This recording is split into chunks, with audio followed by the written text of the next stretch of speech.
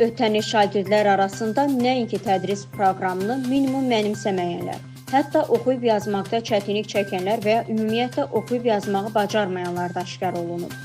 Sahil xəbər verir ki, bu barədə Dövlət İmtahan Mərkəzinin nəşr etdiyi 2024-2025-ci tədris ili üçün tələbə qəbulu və ümumi təhsil müəssisələri üzrə buraxılış imtahanlarının nəticələrinə dair elmi statistik materialların əks olunduğu Abituriyent 12 jurnalında qeyd olunub. Bildirilib ki, belələri 9-cu sinif şagirdləri arasında 5 nəfər olub.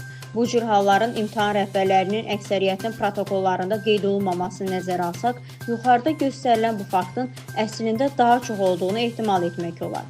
Rayonlar üzrə oxumağı və yazmağı bacarmayan 9-cu sinif şagirdlərinin sayına gəlincə, Bərdə, Ağcabədi, Saatlı, Lənkəran, Şabran rayonlarının hərəsində bir nəfər olub.